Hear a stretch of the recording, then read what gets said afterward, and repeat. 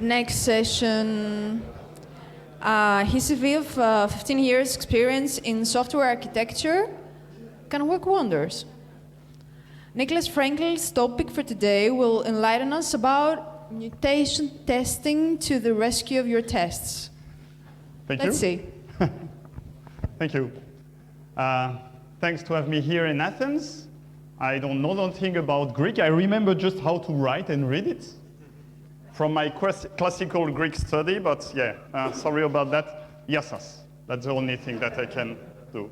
Kalispera and yeah. O Uranos in Eble, ta poputsa in Emavra, and that's all. Sorry about that.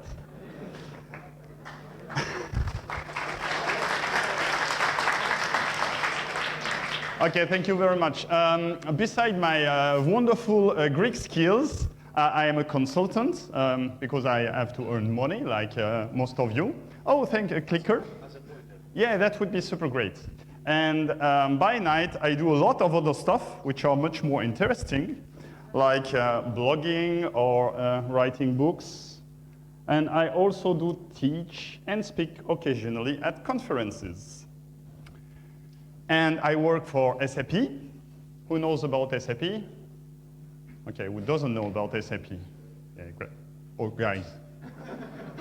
Is that a joke? Actually, I work for a small department inside SAP called Hybris, and we develop an e-commerce platform based on Java and Spring. So, back to the subject at the end. Basically, testing.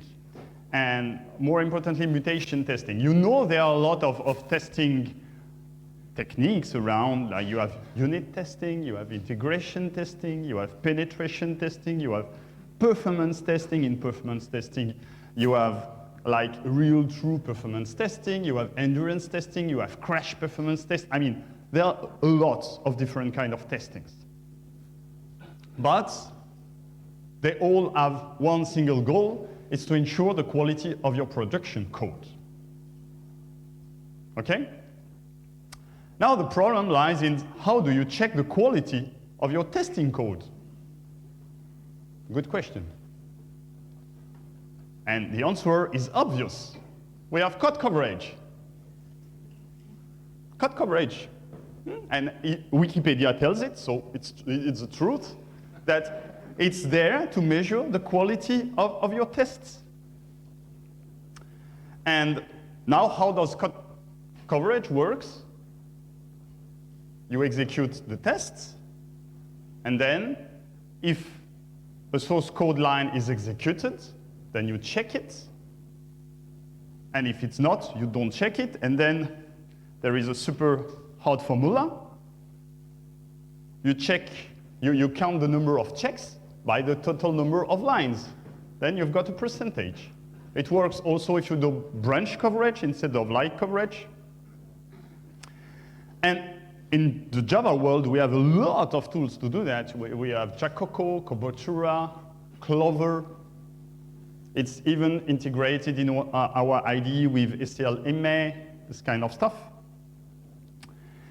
And of course, the goal is to have 100% code coverage. Who knows Uncle Bob? Who loves Uncle Bob? Okay. Now, I love Uncle Bob. It tells you that, yeah, if you can write a line of code, you can test it. And I mean, from a theoretical perspective, it's true. And if you do TDD, that's already what you are doing. So the only metric possible is to have 100% code coverage. And guys, I love what it tells most of the time. This is just shit. It's not the first time I tell it in front of a video recording. So far, it didn't find me, didn't kill me, but this is a big lie. Because here, I have a test. And if you know Java, you know that I created new code that already does something. And if I have this test, I just forgot the assert. But I have 100% code coverage. Applause. And you can do it too. I mean, that's a problem with code coverage, that anybody can achieve 100%. When I was a little younger, and we had this metric too, and there were warnings when there was no Java doc on public methods. Guess what? I'm lazy. I search for a tool to generate the Java doc for me. No more warning. Yeah, useful, not really, but at least I achieved what the stupid metric wanted me to achieve. And that's the problem of code coverage as a measure of quality. It's a metric that is very easy to game. You know, there is a saying that if you want to achieve an objective and you set a metric, then the metric becomes the objective. And unfortunately, code coverage is one of those stupid metrics that everybody strives for and achieves nothing. And at some point in my life, we had to outsource some part of our software, and I was the architect to check the quality of the outsourced code. And I knew that it would be very easy to game. So the only thing that I could do is to set for like 60% of code coverage, because I knew that it could be achievable without cheating too much. But it's not great. And also, you can have sometimes more branches, and you have 100% code coverage, but you don't go through every possible option. And that also is not great. So either you cheat or you forget, but in all cases, 100% code coverage is really wrong. So don't be proud about it. Worse, if you have nothing, so like 15 years ago, we had nothing. And when we had to maintain a code base, we were super cautious.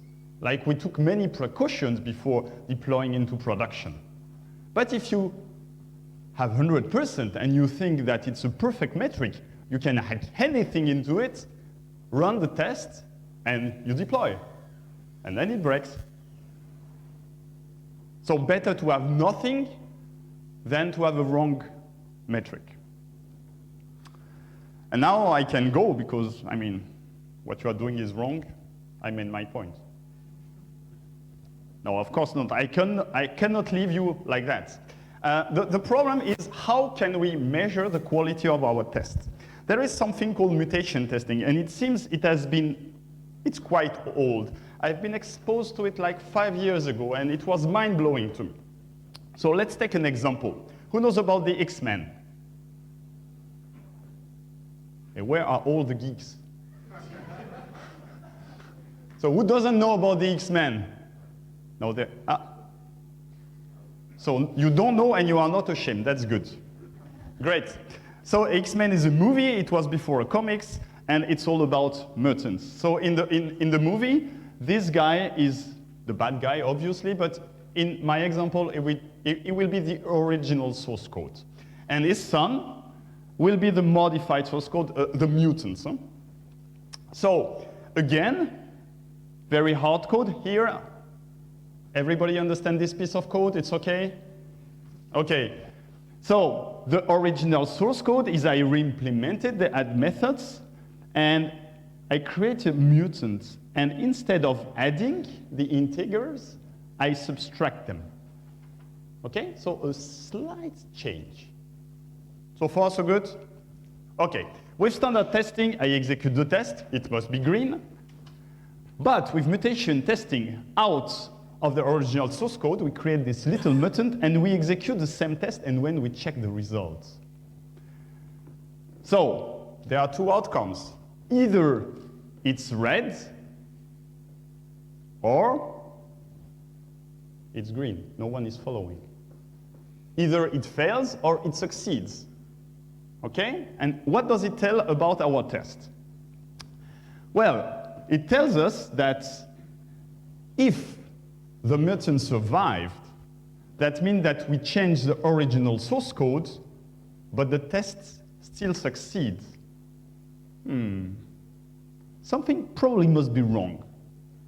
And if we kill the mutant, That means that now the test fails, which probably is a desired outcome. So it's opposite as in the movie, for those who voted for to know about the movie. You must kill the mutants. So killing the mutants is good. In the film, it's wrong. Here, it's good. Okay? So if I do it in front of your eyes, here I have the source code. Here I have my stupid test without assert. I execute the test. It succeeds. I mean, it was meant to. And now if I do the same with the mutants, it still succeeds because I have no assert. Something is fishy. Now, if I do the same, but now I have the assert, I test it, it succeeds. And if I do the same with the mutant, of course, this time it fails because here the sum would be 0. So this is one very simple concept where you can check the quality of your tests and check that it's not just to please the manager, but because you have real good test coverage. How can you do that? Would you write that by hand? No, there is a tool in Java. Who here is a Java developer? Okay, that's good. You can apply the same concept probably to any other language, but probably you would have to write the tool. But in Java, there is Pit. Pit is available as a command line tool, as an Ant target, or as a Maven goal. So if you are a Gradle developer, I'm sorry for you. I just like Maven anyway. How does Pit works? Pit lists something called a mutator. And basically, a mutator is a pattern that will change your code in a certain way. For example, there is a mutator that changes plus by minus. That's mutator. It can change a multiply by divided. It can remove some method calls. It can change the value returned. And I mean, this is out-of-the-box mutator that are available directly. Important mutators. Those are, for me, super important. The conditional boundary. Conditional boundary is very easy to code wrongly. Generally, if you are a normal developer, you will check above the boundary and below the boundary. But in 99% of the cases, the bug lies at the boundary. So you want to check that you really tested that. And just as a matter of advice, if you check above and below, you have 100% code coverage. Okay? But you didn't catch the bug. Something very stupid, it can remove the void method calls because you want to check that you close the connection afterwards. Even if you don't do nothing, you have to check that you really do something.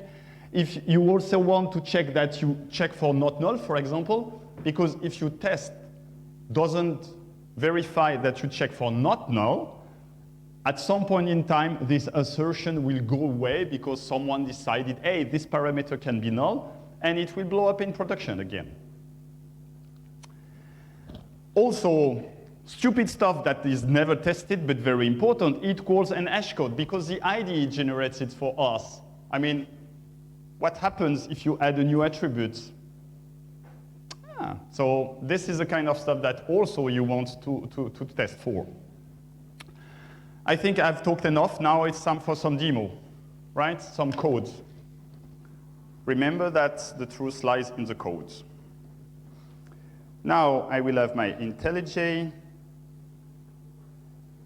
And here I already have something else that has nothing to do with that. And I have my duplicate math method here. And I have my duplicate math test here. So I run it. And here it runs the test. And it applies some magic Maven plugin.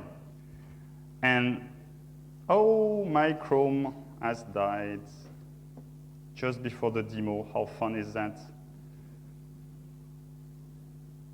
And now I have to find the right window, and it's here. Okay, And just to make sure, I refresh.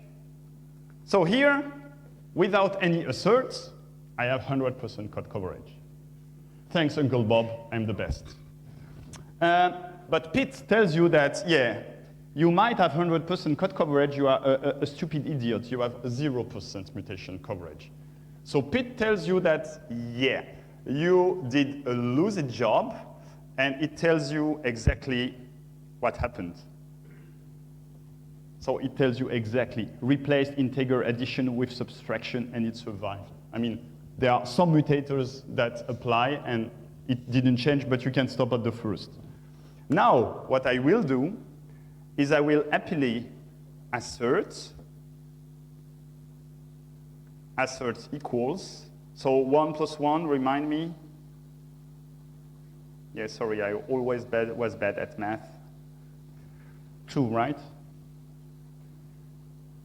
And now, if I get back there, 100% mutation code coverage. And that's what you want to catch every time, okay? Now, another example. I told you about the low-pass predicates, now, and testing the boundary. So here, I have a predicate with a limit, and if what I'm filling the filter is under the limit, it returns true, or if it's above or equals, it returns false. So I created a test, because I'm a good developer. Yeah, believe me. I might be a consultant, but I'm not so bad developer. So I check under the limit, and I check above the limit. Thanks. Nobody catch that, please. Don't record it, you will post-prod it. So I run that.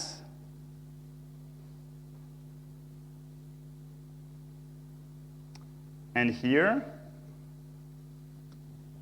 100% code coverage again. And this time I didn't cheat. I really did my job. I was really of good faith. But, and Pete tells you again, hey, you dummy, you didn't check the limit. You didn't check the boundary. So it survived.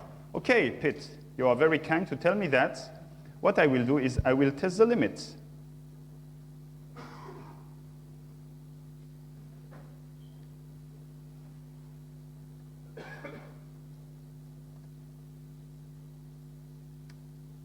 I run the test again.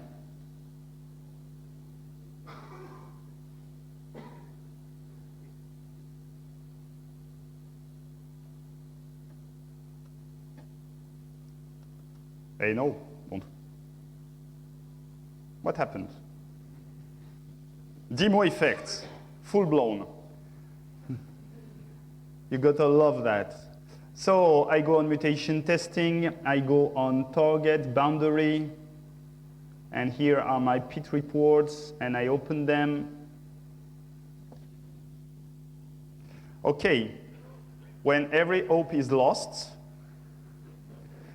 you just have to use a command line. And try to understand afterwards what could have been fucked so. Mutation testing, and it's called boundary, and I do MVN clean tests.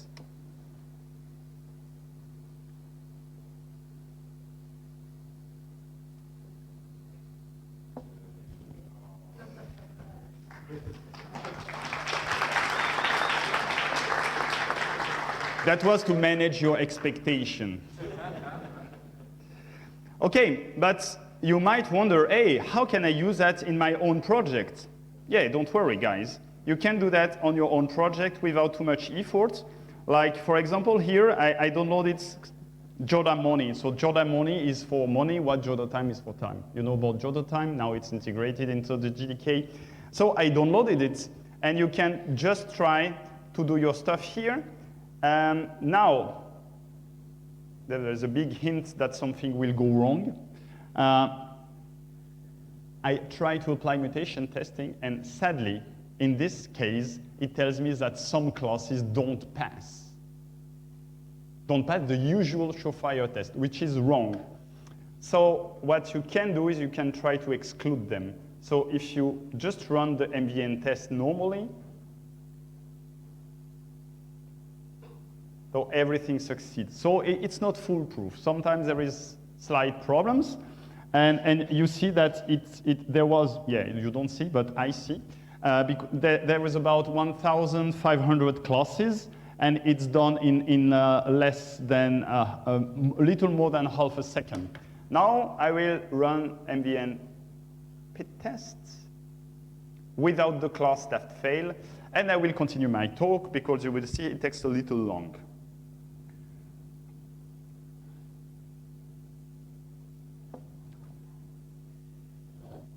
Perfect.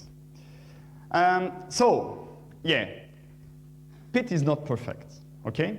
So you might have false positives, you might get broken stuff, I will show you, and it's super slow. So let's get that into details. So about false positives, if you code this kind of stuff, lower than 0, above 0, and return here, then it will tell you that it changed the boundary and it didn't change the outcome of the test. Too bad. Okay? So either you accept it or you change the way you code your algorithm. It depends on you. And sometimes you might get into this kind of problem. Like here, we check for user permission and afterwards we reboot. So if pit removes this method call, during your test you will reboot, which is probably not what you want. So again, in that case, you might want to be a little cautious. And here, probably it finished finally. So it took us, where is the time? 40 seconds. Sorry. Hop. No, again, shoot again, same player.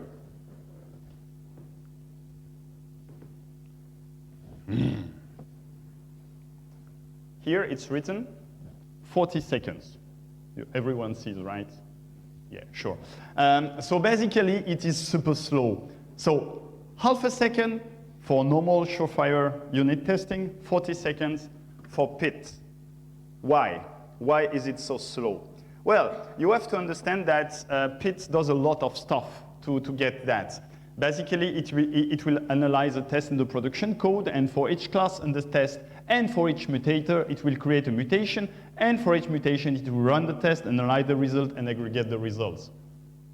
So you have like an exploratory combination that at the end gets you a lot of slow running stuff. But 40 seconds is acceptable, right? Now, it's a small project, so how can we work around this slowness? Well, here you see that you have smileys that you should do in priority because they are super easy to do and have no drawbacks. So you increase the number of threads. You just increase the number of threads. You have, I don't know how many processors on your own machine. You allocate half of them on running tests. And since all your unit tests are independent of each other, right, you can run them in parallel. Easy peasy. You can limit the mutators that are applied. Now the problem that comes with that is that, yeah, it will get faster, but then you will have less trust in the results. So I wouldn't recommend that, but if you are happy with the results, you can limit the scope of the targeted class, the production code that actually gets mutated. You can limit the tests that are actually run. So if you are in limited time with limited resource, you can, like always, say, OK, this package is more important, so I will focus on this package. You can limit the dependency distance. Basically, what gets mutated is the code. And if you have a test there, and there is a dependency to production code there is a dependency distance of 1. But then if there is a class that is dependent there, then you have a dependency distance of 2. So, I mean, it gets very fast very quickly. So you can limit to say, OK, I will only mutate the production code that is closer to my tests. Use incremental analysis. I will just tell about it afterwards. Don't bind to the test phase. That is very, very important. In IntelliJ, I did it just because I'm super lazy. So I can run MVN test, and it will run PITs automatically because I bound the PIT coverage goal to the test phase. Obviously, this is not what you want. You want to decouple each of them. So I coupled them. Obviously, that's wrong. Don't do that. And you can use another goal. The first one is called mutation coverage. This one is called SCM mutation coverage. And in that case, you will only try to apply it what changed between your commit and the last commit, because the rest obviously has not changed. So about the incremental analysis, that's very easy to set up, and that's something you should do if you do something like that, is with incremental analysis, there will be metadata stored between runs. So for each of your class, it will create a hash, and for each of your tests, it will create a hash when it runs the first time. So the first time you will incur all the cost, but afterwards, it will rerun only the test where the hash has changed, or if there is a dependent class, then if the class has changed. So in that case, again, the tests that were run previously don't run again. So you have the same results. So basically, if nothing changed, why run the test again? So is PIT the silver bullet? No. PIT only check that your unit tests are relevant. Again, remember one of the first slides, every one of your test harness, of your test suite is dedicated at production code. PIT only handles the testing code. And it points out potential bugs, and if some people forgot some assertions. Not purposely, of course. But the rest is up to you. So you still have to do unit test, correct unit test, integration test, performance test, penetration test. It's everything. It's a whole package. So it doesn't free you from that. And something I want really to emphasize, because I see that a lot, is testing is about return over investment. There is no other reason to test than to gain money in the long run instead of getting quickly to production and then trying to spare some money in the short run. So if there are any females, please close your ears right now. Please? No? Okay. So you're responsible for that. So code coverage is not about measuring one's dick against your colleague, which has a bigger code coverage or a smaller code coverage. No, I see that a lot. Yeah, I'm sorry about that, but our industry is male-dominated, and sometimes it feels like a pissing contest. Yeah, my code coverage is bigger than your code coverage, so I'm, okay. No, it's not about that. You are engineers, you are not male or female, you are engineers. So you do that because you believe that the cost of testing now is less than the cost of not testing in the future. That's the only reason you want to test. And for whatever test, performance testing, integration testing, unit testing, whatever. So, and I'm sorry, but we live in an imperfect world where money runs the world, and we have to make choices. We can't have 100% code coverage. You can't have it. So, prioritize. You test complex codes, and you test business critical code first, and you apply it to your context. If you're working like in a medical environment, where if you have a bug, it could mean the death of one guy, then of course you test much more than if you do a game like Candy Crush and, oh, too bad, there is a bug in the game. If you work in the software for planes, please also take care very much. I take the plane very often. I don't want bugs in your software. So you can follow my blog, follow me on Twitter, recruit me on LinkedIn, and here, more importantly, is the code source for everything I showed so far. So now, if you have any questions, it's the time. Wow. It's always a bad sign. So either you are mind blown. No, there is one question. Thanks for saving me. It's always awkward when you have no question. Yeah, I'm just wondering if there are any implications when you use mocking. I'm just wondering if there are any implications when you use mocking frameworks. No, like you have no troubles with that. If you have expectations on your methods, on business logic to return specific stuff and that code changed. No. Again, I can show you the result on a real world project like Jordan Money. It's very interesting. Here they are, oh, sorry.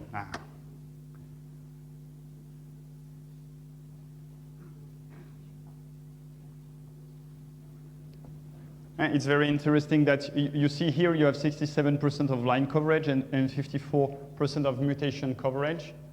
The gap between the two is the most dangerous. Because it's, I told you, when you have nothing, at least you are afraid. But if you have a high line of branch coverage and a very low mutation coverage, that means that, yeah, you will probably fall in the gap and have the bugs there. But mocking, no, it has no trouble. You don't have, and of course, every time, well, you can check.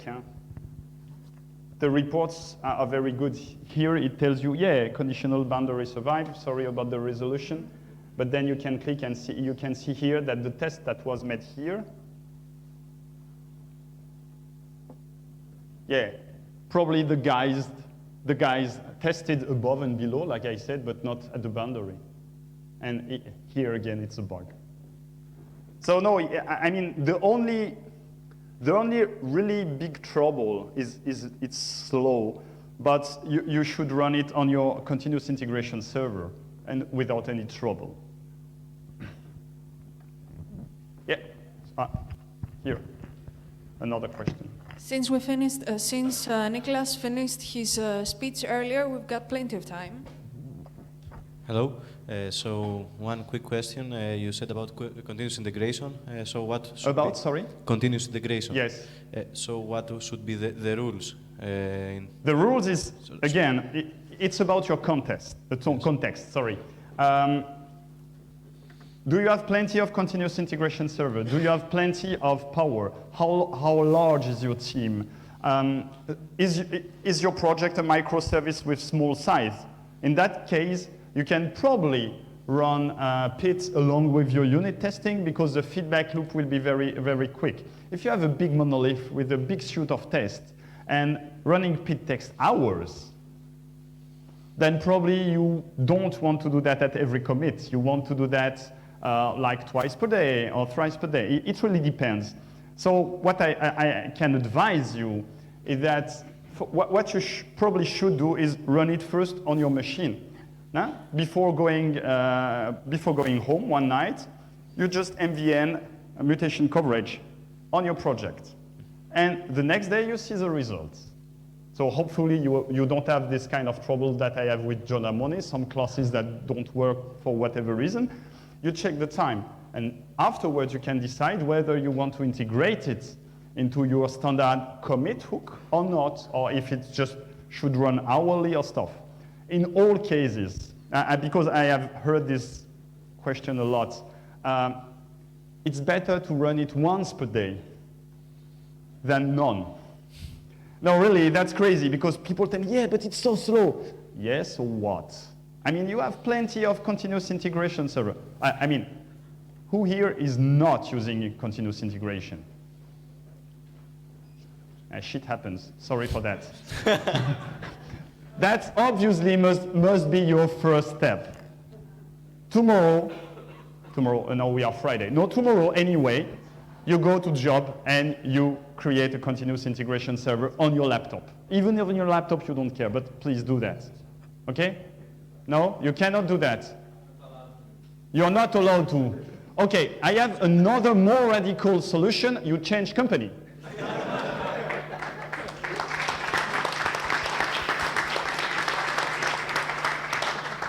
I I mean it, really. I mean, if the company is bad enough not to provide its engineers with continuous integration, laptops, whatever, change company. I mean, it's Darwinism.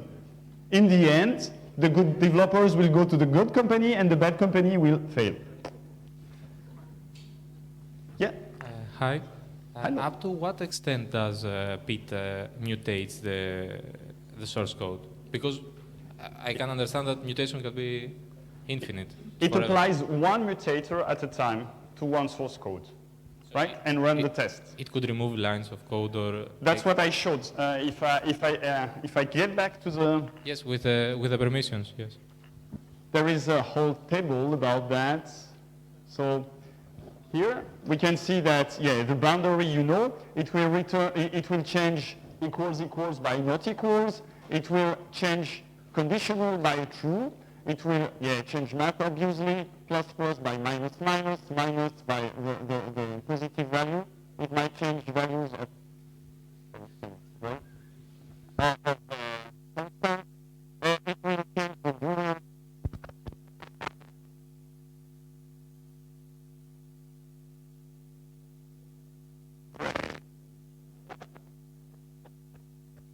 It will change.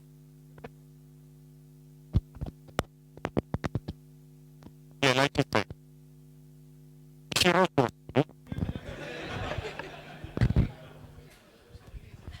Thank you. It will remove void method calls, and as I said, it can be problematic if you want to check for permission before a reboot, which is not so great.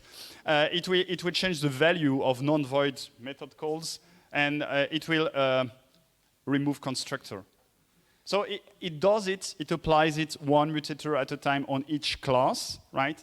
Run the test, check the results. That's why it's very slow, because obviously the more dependency a test has, then the more mutation it has to apply for every mutator and stuff. That's why the reason why you can make it quicker is to remove some mutators, but obviously then you've got other problems that, of course, you test less, which is never a good idea. So even if it's slower, I should advise you to always run everything.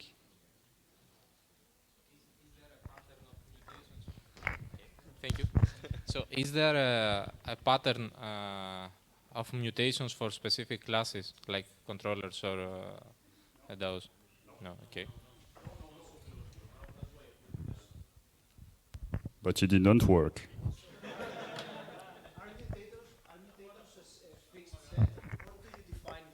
No, by default, they are, wait, one question at a time. So no, more or less the same question. There is no, like, a pattern of mutator for a class, because you could have logic, conditional logic into your controllers, into your service, into your repository, I don't know.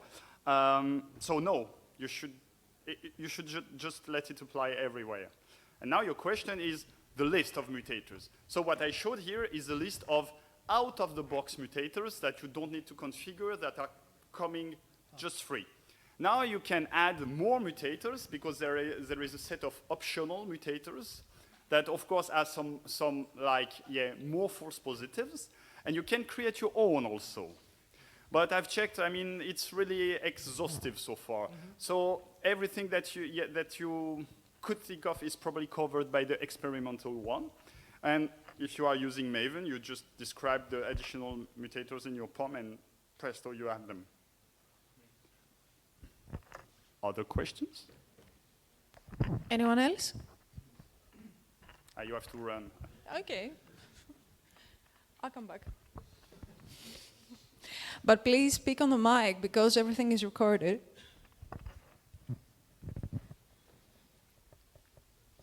Thank you. So can you mutate the switch statement? Can I mutate what, sorry? Switch statement. The switch statement. Switch. Switch. So yes, I think it's, when I looked the first time it was not there, but now I believe it's in the experimental stuff. So yes, you must double check, but I guess now yes. Because I thought that was something missing, and now it's not anymore. Are you using switches?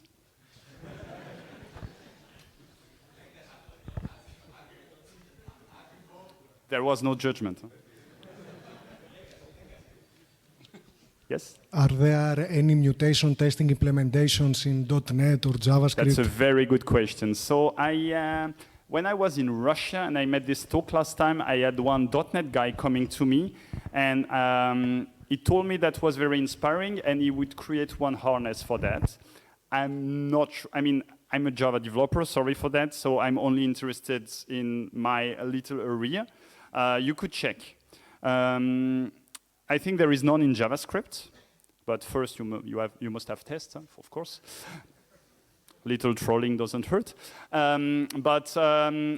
You might implement it yourself if it doesn't exist. I mean, the code itself is not so hard. I mean, it's the concepts are already defined for you. So if you reapply the same concepts in any language, it should work.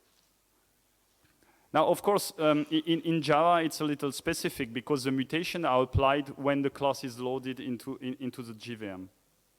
So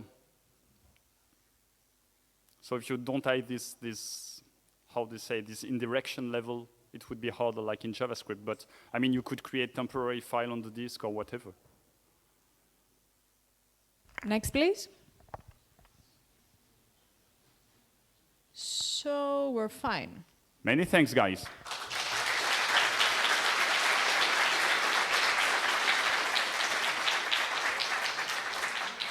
Boost yourselves with some caffeine, and we'll be back like 4:30.